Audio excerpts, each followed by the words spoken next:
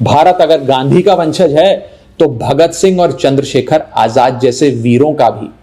और इसलिए अब भारत की तीनों सेनाएं पूरी ताकत से बता रही हैं कि भारत पाकिस्तान का बाप है और बाप बाप।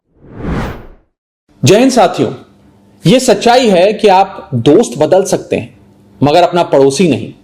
और अगर पड़ोसी पाकिस्तान जैसा हो तो उसे ठीक करने के लिए कठोर दंड देना हमारा पहला कर्तव्य है। आज भारत सिर्फ पाकिस्तान नहीं बल्कि क्रूरता, बर्बरता और आतंकी मानसिकता के खिलाफ एक जंग लड़ रहा है। हमारी सेना जिस अद्भुत वीरता और शौर्य से लड़ रही है उससे साफ है कि इस बार आतंकवाद का खात्मा होकर रहेगा। बस हम सबको अपने अपने ईश्वर, अपने अपने भगवान से सैनिकों की सलामती की दुआ करनी है, प्रार्थना करनी है और उनके परिवारों के साथ खड़े होकर उनका साहस और मनोबल बढ़ाना है। जिन परिवारों से निकलकर कर्नल सोफिया कुरैशी और विंग कमांडर व्योमिका सिंह जैसी बेटियां तिरंगे की शान संभाल रही, जिन परिवारों के बेटे सरहद पर दुश्मन का मुकाबला कर रहे हैं, उन परिवारों के साथ चट्टान की तरह खड़ा होना है। दुनिया जानती है कि हमारा यह उसूल है, ना हम किसी को पहले छेड़ते हैं और ना ही बाद में किसी को छोड़ते हैं। 22 अप्रैल को पहलगाम में पाकिस्तानी आतंकियों ने जिस कायरता और क्रूरता से हमारे निहत्थे लोगों की हत्या की थी वो मानवता के इतिहास पर एक कलंक की तरह है। सो हमने भी अपने बहनों के सिंदूर का बदला ऑपरेशन सिंदूर की पहली इंस्टॉलमेंट से ले लिया। मगर पाकिस्तान अपनी गलती मानने की बजाय भारत को ही आंख दिखाने लगा। उसने अपनी गलती स्वीकारने की जगह सीमा पर हमारे बेकसूर नागरिकों को और बच्चों को निशाना बनाने का आपराधिक प्रयास किया। वो भूल गया कि भारत जहां बुद्ध की धरती है वहां अर्जुन और भीम जैसे महान योद्धाओं की भी।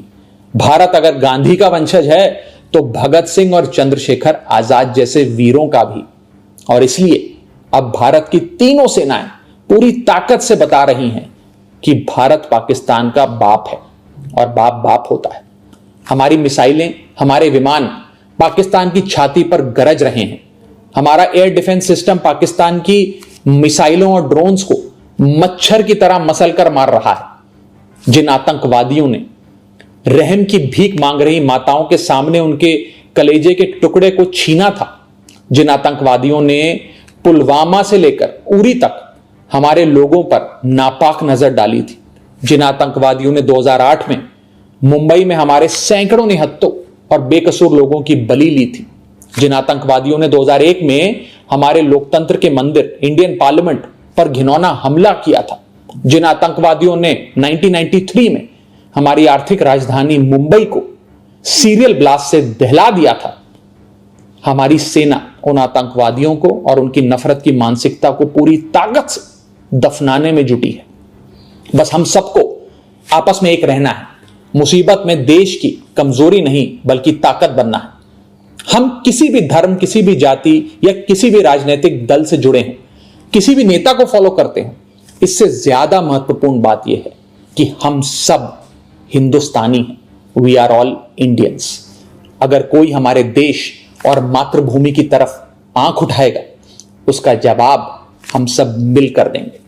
हमारी आर्मी, नेवी और एयरफोर्स पाकिस्तान को फिर से याद दिला रहे हैं कि ऐसे ही 1971 में उसको धूल चटाई थी, ऐसे ही पाकिस्तान के 90,000 से अधिक सैनिकों को घुटनों पर लाकर भारत ने नया बांग्लादेश बनाया था, ऐसे ही 1984 में सियाचिन में जब भारत के सैनिकों ने पाकिस्तान के कायरों को दौड़ाया था, ऐसे ही 1999 में कारगिल में हमारी सेना ने पाक के सारे नापाक इरादों को मिट्टी में मिलाया था।